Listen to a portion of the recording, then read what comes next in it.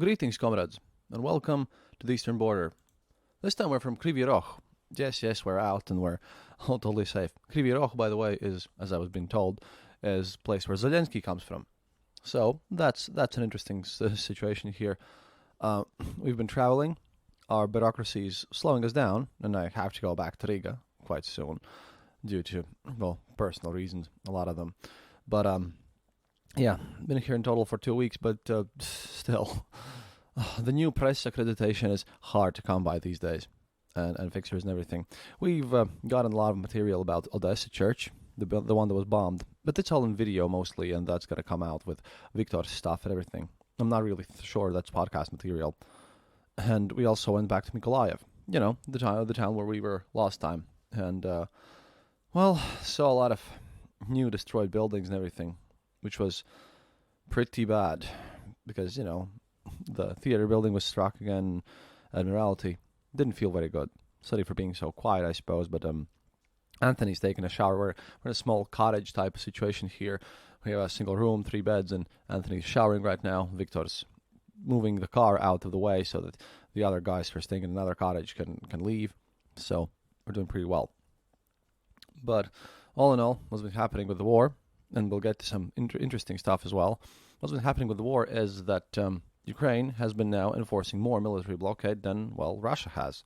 If you remember, Russia threatened to exit the grain deal, and they did, and then they threatened that they will treat every ship as an enemy and all this stuff.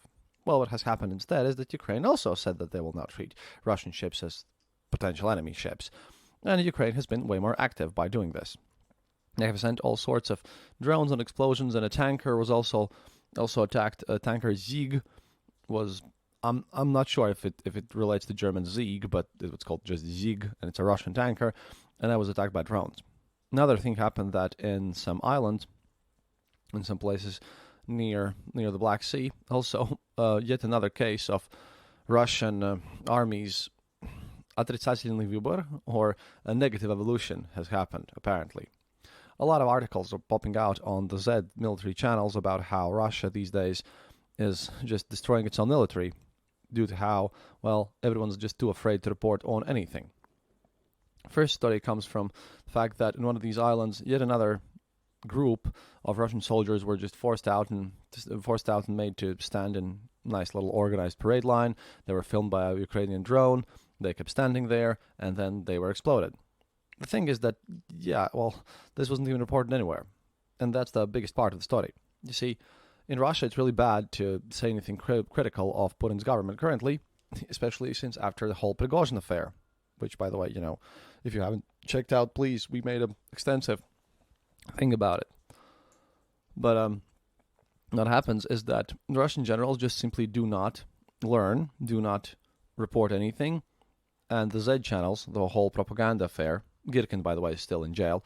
They are all very up in arms and aggressive about this situation, since basically this means that these things will repeat and happen again. And the reason why everyone is so afraid is that they have created these Storm Z, or Storm Z units, as a punishment. Since there is mobilization still ongoing in Russia. Well, it's not very active, and they're just taking people from the regions. However, you have to understand that it never went away on paper. There was no order about Russia canceling its mobilization efforts. Therefore, if your contract runs out, because there are a lot of people who are contracted soldiers there and volunteers, it gets automatically extended. And you can't leave. You can't just, say that, oh, sorry, my contract is over, and just sign a paper and declare that you are out of this so-called special military operation. So, you also can't punish these people, because everyone's on the front lines up now.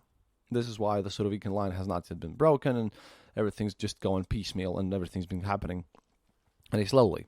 Because Russia's literally stuffed everyone on the front lines, which is why the stupid laws about mobilization age and everything like that, and increased control, have been also put it in there.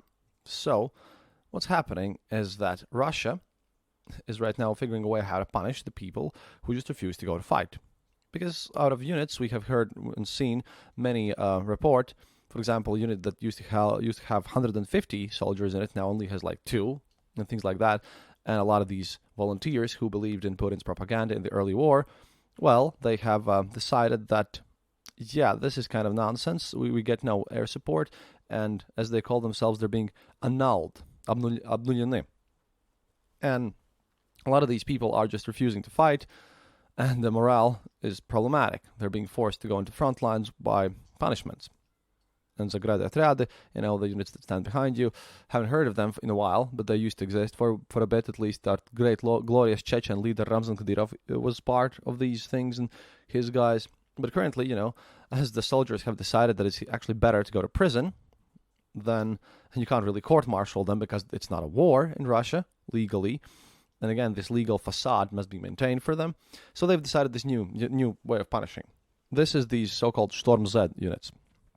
What it happens is that these are the units where now, instead of the Wagner group, in these, the prisoners, the convicts, are being pushed into. And these are basically the analogs of the Strafbat. The idea is that right now all the military units, all of them, standard ones too, on the second and third line. Specifically, I know this because I literally yesterday watched a video where soldiers from these units were complaining. And they're saying that every week some certain number of soldiers from the second and third lines has to be sent off to the forward, to these Storm Z battalions. The thing is, Storm Z battalions get sent into combat with minimal equipment, no dog tags, no nothing, and they have basically no rights.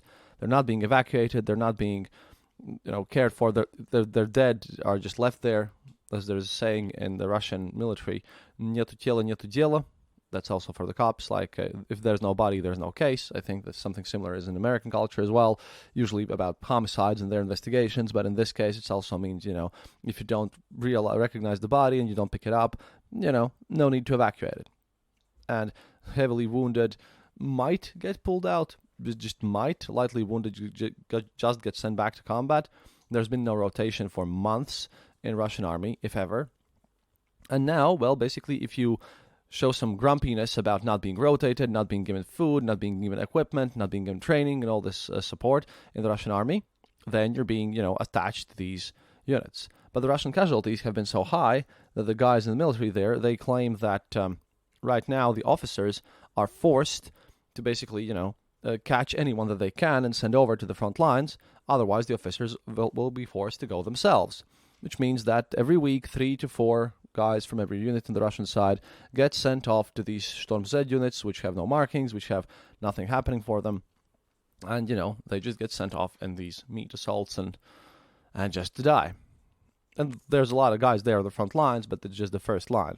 Russian defense seems to be less in depth and more very brittle and concentrated upon the front.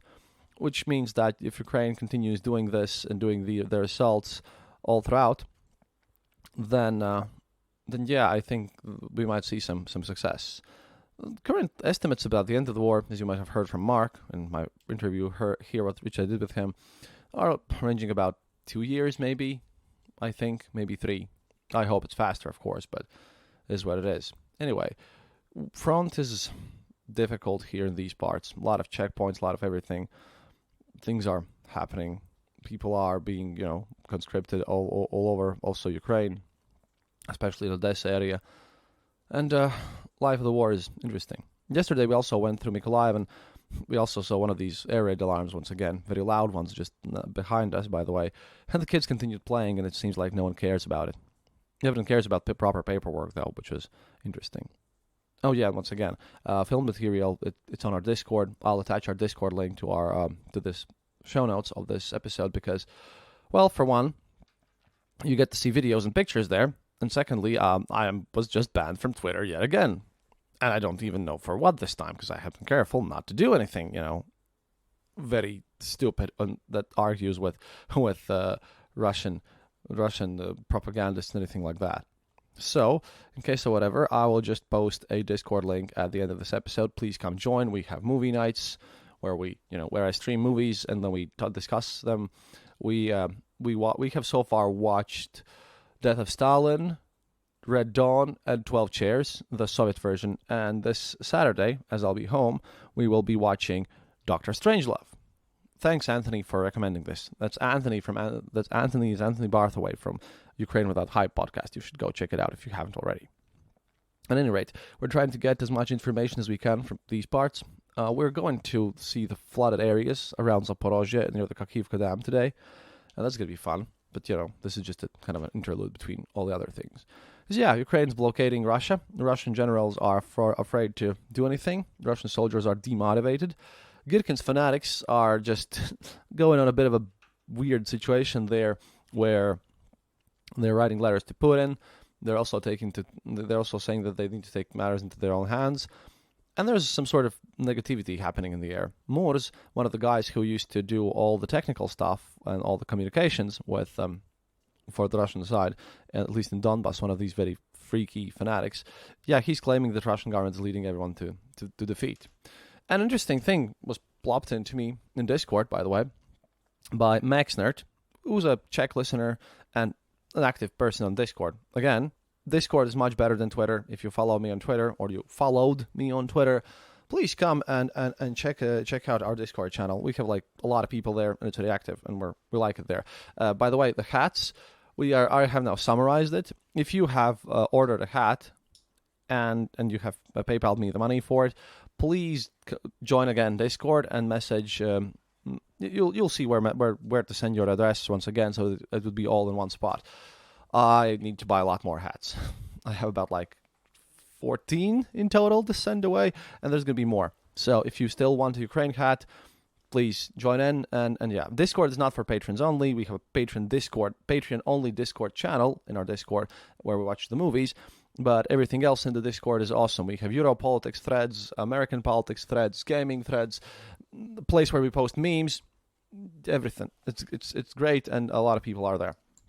But what I wanted to say is that in this Discord, Max Nerd gave us an article written by Sergei A. Karaganov, who apparently is Doctor of History, and he's on the Council of Foreign and Defense Policy of Russia. And I'm not going to do all of this situation like what he recommends here because it's a lot of nonsense, but I want to read you from this because this thread kind of shook me, this article, since it explains the situation that Russia is in now because they're trying to find solutions because they can't change the system, the corruptness of everything, because, well, in that case, the corruption might go upwards and a lot of people in powerful positions might get sacked. We wouldn't want that. So how do we deal with this situation? Quoting from the article, Russia and its leadership seem to be facing a difficult choice. It becomes increasingly clear that a clash with the West cannot end even if we win a partial or even a crushing victory in Ukraine.